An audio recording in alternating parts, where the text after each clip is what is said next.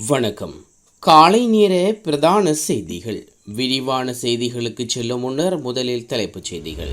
3000க்கும் மேற்பட்ட இடங்களுக்கு சிவப்பு அறிவிப்பு.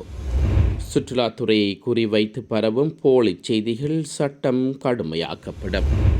மஹிந்த ஆனந்தாவுக்கு பிணை. கனடா அனுப்புவதாக கூறி யாழ் பெண்ணிடம் லட்சக்கணக்கில் பண மோசடி.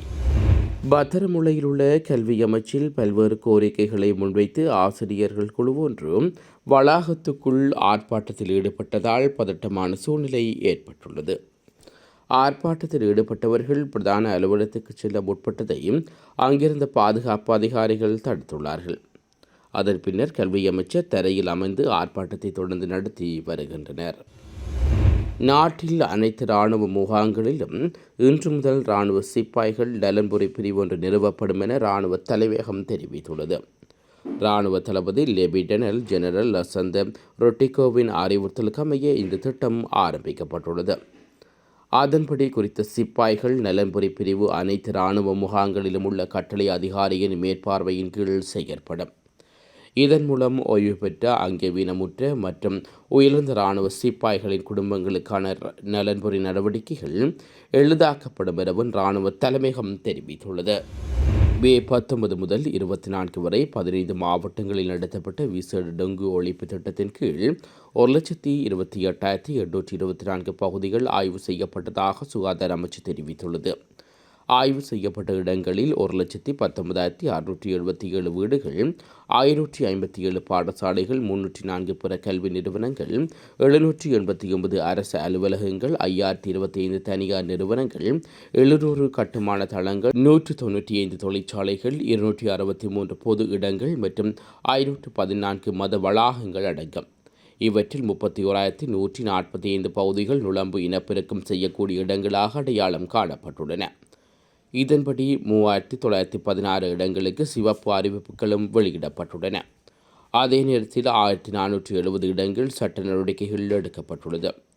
தென்மேற்கு பருவமழை காரணமாக அதிகரித்து வரும் டெங்கு அபாயத்தை குறைக்கும் விதமாக சுகாதார அமைச்சர் நலிந்த ஜேதிச மற்றும் செயலாளர் அனில் ஜெயசிங்க ஆகியோரின் உத்தரவின் கீழ் இந்த திட்டம் செயற்படுத்தப்பட்டது. நுளம்பு இனப்பெருக்கத்தை தடுக்க வளாகத்துக்கு ஒரு முறையாவது தங்கள் வளாகத்தை தவறாமல் ஆய்வு செய்து சுத்தம் செய்யுமாறும் அமைச்சு பொதுமக்களை அறிவுறுத்தியுள்ளது. முன்னாள் அமைச்சர் விமல் வீரவன்ச உட்பட 6 பேருக்கு எதிரான வழக்கு ஜூன் மாதம் 23ஆம் தேதி விசாரிக்க கொழும்பு தலைமை நீதிமன்றம் உத்தரவிட்டுள்ளது. 2016ஆம் ஆண்டு அப்போது ஐநா மனித உரிமைகள் உயர்ஸ்தானியர் கொழும்புக்கு வருகை தந்தபோது ஐநா அலுவலகத்துக்கு முன்னால் வீதிகளை மறைத்து ஆர்ப்பாட்டம் செய்ததாக முன்னாள் அமைச்சர் விமல் வீரவன்ச உட்பட 6 பேர் மீது குற்றம் சாட்டப்பட்டது. இதன்படி இந்த வழக்கு இன்று கொழும்பு தலைமை நீதிவான் முன்னிலையில் விசாரணைக்கு எடுத்துக் கொள்ளப்பட்டது. இதன்போது பிரதிவாதிகளான முன்னிலையான ஜனாதிபதி சட்டத்திறனி தான் உடல்நிலை சரியில்லாமல் இருப்பதாகவும் வேறு திகதிக்கு வழக்கு விசாரணை மாற்றி தருமாறும் கேட்டுக் கொண்டுள்ளார்கள்.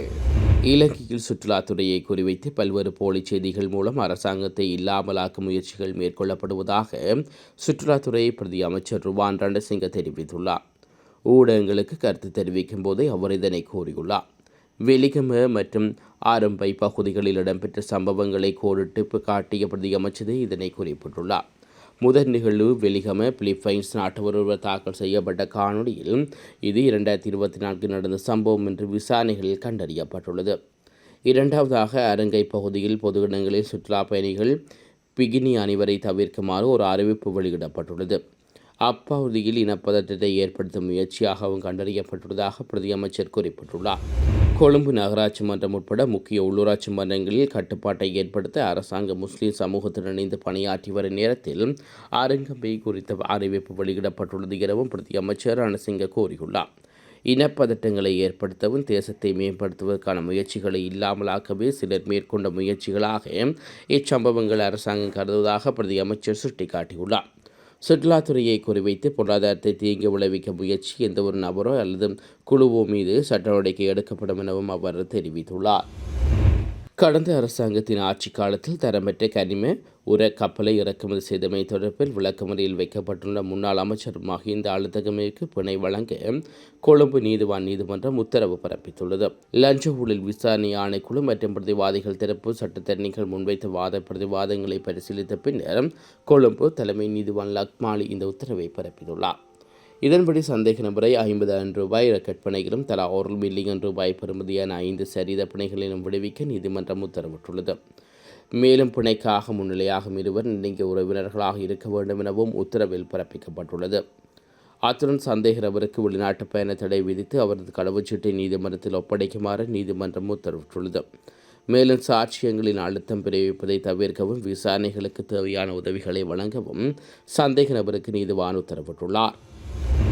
சர்ச்சைக்குரிய 323 கொள்கலன்கள் தொடர்பான தகவல்களை பெற சட்ட நடவடிக்கை எடுக்கப்படும் என ஐக்கிய மக்கள் சக்தியின் பாராளுமன்ற உறுப்பினர் தயாசிறி ஜெயசேகர் தெரிவித்துள்ளார்.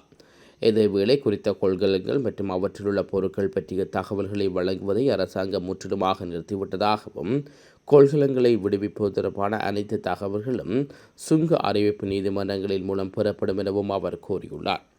அப்போதைய அரசாங்கத்தின் கீழ் 373 கொள்கலன்கள் விடுவிப்பதன் மூலம் மிகப்பெரிய மோசடி செய்யப்பட்டுள்ளது. மேலும் இது சுங்க இயக்குநர் ஜெனரல் வெளியிட்டுள்ள கடிதத்தில் தெளிவாக குறிப்பிடப்பட்டுள்ளது. கொள்கலன்கள் நெரிசல்களுக்கு தீர்வு காண குழுவின் தலைவருமான போக்குவரத்து நெடுஞ்சாலைகள் மற்றும் சிவில் விமான போக்குவரத்து அமைச்சர் பிமல் ரத்நாயக்க பத்தாள குழு மூலம் அமைச்சரவையில் ஒப்புதலின் கீழ் கொள்கலன் அனுமதியை விரிவுபடுத்துவதற்காக இந்த 323 கொள்கலன்களை ஆய்வு இல்லாமல் விடுவிக்குமாறு சுங்க இயக்குநர் ஜெனரலுக்கு அறிவித்ததாக கூறப்படுகிறது. இது தொடர்பாக வெளிப்படைத்தன்மைக்காக சுங்கத்துறை கொள்கலன் 323 சுங்க பதிவுகளின் நலன்களை கோரியுள்ளது. இருப்பினும் இதுவரை எந்த தகவலும் வழங்கப்படவில்லை. கொள்கலன்களை வெளியிடும் போது சுங்க வரி ஏற்பு குறித்து விசாரிக்கவும், மோசடி வரிகளை பிடிக்கவும், கொள்கலன்களை உடைக்கவும், வரிகளை விடுவிக்கும் போது ஆய்வு செய்யவும், விசாரிக்கவும் சுங்கத்தில் சுமார் 7 பிரிவுகள் உள்ளன. கொள்கலன் 323 விடுவிப்பது குறித்து விசாரிக்க இந்த நபர்களுக்கு அதிகாரம் அளிக்கப்பட்டிருக்க வேண்டுமென்றாலும் அமைச்சர் பிமல் ரத்நாயக்க வழங்கிய உத்தரவு இது ஒருபோதும் குறிப்பிடப்படவில்லை. எனவே இந்த 323 கொள்கலன் வெளியேறியவுடன் எதுவும் நடக்கவில்லை. இந்த அரசாங்கம் சுங்க அறிவிப்பை வெளியிடாமலேயே இதை மூடிவிட்டது. இந்த 323 கொள்கலன்களும் ஒரு பெரிய திருட்டு. இந்த திருட்டுக்கு தேவையான ஒப்புதல்களை பிமல் ரத்நாயக்க வழங்கியுள்ளார். இந்த அரசாங்கம் என்றென்று நிலைக்காது என்றும் இந்த விவகாரங்களில் உதவி செய்யும் எம்பிக்கள், அமைச்சர்கள் மற்றும் அரசு அதிகாரிகள் இந்த அரசாங்க ஆட்சிக்கு வரும் முதல் தருணத்திலிருந்து 323 கொள்கலன்களையும் தாங்கள் நிச்சயமாக ஆராய்வோம் என்பதை நினைவில் கொள்ள வேண்டும் எனவும் தெரிவித்துள்ளனர். நாட்டில் நிலவும் உப்பு பற்றாக்குறைக்கு மத்தியில் தற்போது தேங்காயின் விலையும் அதிகரித்துள்ளதாக நுகர்வோர் முன்னணி தெரிவித்துள்ளனர். அதன்படி தேங்காய் ஒன்று 200 ரூபாய்க்கு அதிகமான விலையில் விற்பனை செய்யப்படுவதாக குறித்த முன்னணியின் தலைவர் ஆசிரியர் சம்பத் தெரிவித்துள்ளனர். தற்போது சந்தையில் 245 ரூபாய் தொடக்கம் 250 ரூபாய் வரையில் தேங்காய் விற்பனை செய்யப்பட்டு வருவதாகவும் கூறப்பட்டுள்ளது. யாழ் வடமராட்சி கிழக்கு கட்டைக்காட்டு பகுதியில் குடும்ப பெண்ணின் வெளிநாட்டு அனுப்புவதாக கூறி 27,80,000 ரூபாயை மோசடி செய்த பெண் ஒருவர் போலீசாரால் கைது செய்யப்பட்டுள்ளார். வடமராட்சி கிழக்கு கட்டைக்காட்டைச் சேர்ந்த ரமேஷ் பிரியமா எனும் குடும்ப பெண்ணிடம் அவரது கணவரை கனடாக்கு அனுப்புவதாக கூறி பெண்ணொருவர் 27,80,000 ரூபாயை 2023 ஆண்டு பெற்றுள்ளார். அதன் பின்பு அவர் தொடர்பு துண்டிக்கப்பட்டதுடன் தாம் மோசடி செய்யப்பட்டதை உணர்ந்து குடும்ப பெண் காசு பரிமாற்றம் செய்யப்பட்டமைக்கான அனைத்து ஆதாரங்களையும் போலீஸ் நிலையத்தில் முறைப்பாடு அளித்ததன் பிரகாரம் 2024 ஆண்டு சந்தேக நபருக்கு கிளிநொச்சி நீதிமன்றம் பயண தடை விதித்து பிடியாணை பிறப்பித்திருந்தது. குற்ற சந்தேக நபர் மருதங்கனி போலீசாரின் உதவியுடன் செம்பையன் பட்டியல் வைத்து கைது செய்யப்பட்டுள்ளார். கைது செய்யப்பட்டவுடன் போலீசார் மேலதிக விசாரணைகளை முன்னெடுத்து வருவதுடன் குறித்த நபர் அதே பகுதியில் பலரிடம் மோசடி செய்தமை தெரிய வந்துள்ளது. சந்தேக நபரை இன்று கிளிநொச்சி நீதிமன்றத்தில் ஆஜர்படுத்த மருதங்கனி போலீசார் நடவடிக்கையை மேற்கொண்டு வருகின்றனர். நாட்டின் பல பகுதிகளில் இன்றைய தினம் 75 மில்லிமீட்டர் வரையான மழை வீழ்ச்சி பதிவாகக்கூடும் என வளிமண்டல திணைக்களம் எதிர்ப்பு கூறியுள்ளது.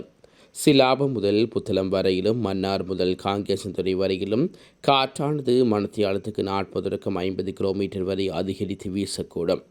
எனவே கடற்கரையினர் மற்றும் கடற்தொழிலில் ஈடுபடுபவர்கள் கடலுக்கு செல்ல வேண்டாம் எனவும் எச்சரிக்கப்பட்டுள்ளார்கள். இத்துடன் காலை நேர பிரதான செய்திகள் நிறைவு பெறுகிறது. தொடர்ந்தும் நாளை காலை வானம் மீடியாவின் பிரதான செய்திகளோடு இணைந்து கொள்ளுவோம். நன்றி.